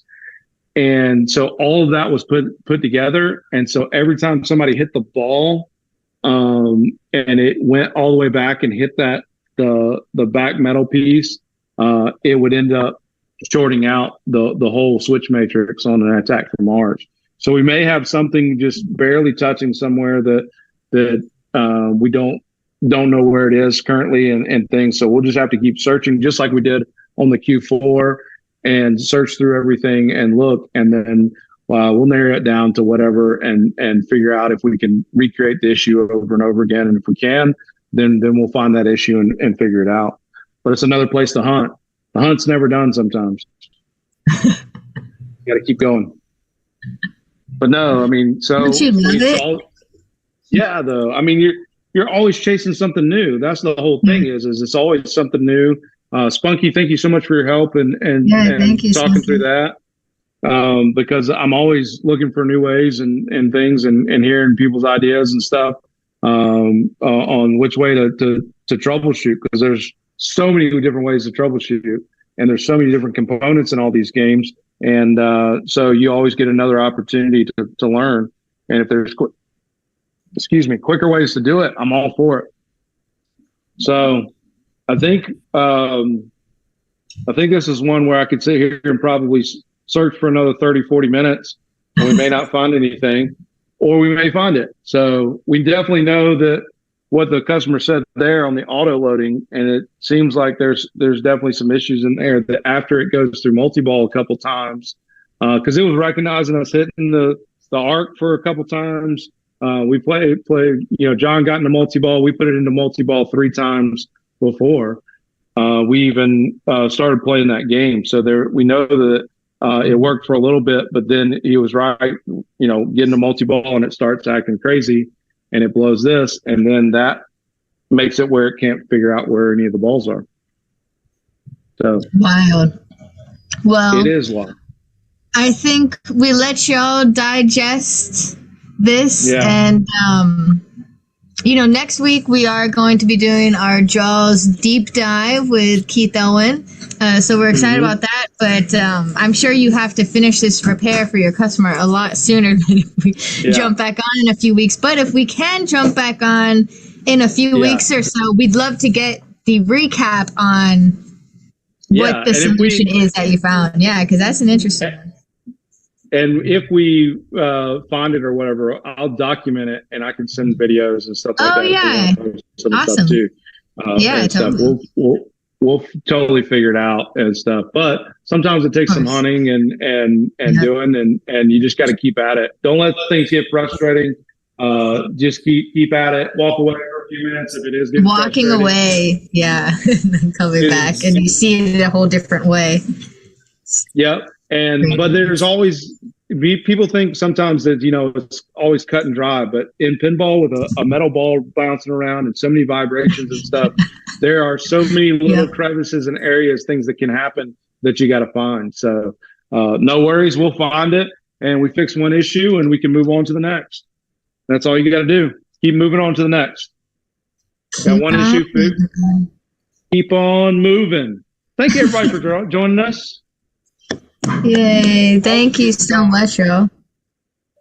Yeah, ton of info and tips. It's always a pleasure to have y'all, the Phils and John Pinball, on the show with us. Super entertaining. I dipped away for a second, so I missed who actually won. Were you guys able to finish a full game? No, we actually. So who would you say is the winner out of the 20-second y'all played? Senior, right? Senior. He didn't even get his third ball. Of course, he was going to win. Of course, he was going to win. Yay! By default, he wins the pinball. Yeah, by default, awesome. He gets the Black Knight 2000. Awesome, thank you. I'm gonna do one thing real quick because I am currently at Free Gold Watch in San Francisco, California. They are an awesome pinball / print shop. We actually print all of our Marco clothing here at Free Gold Watch. We love them and they have an amazing collection. I'm in their back room and I really want to show you guys. Let's see if I can get my screen up running. They have like the world's smallest tools. And I've been staring at this the whole time and it's so funny. So let me show you. Okay. Are they like actual like watch tools? The small ones? Check this. No. This is like their tool bench, right? For their techs who do some work. But then right here. Oh gosh. Is that not the cutest thing ever? That's so cool. Tiny tools. World's smallest tools. There you go. I just had to share that with y'all. So cool.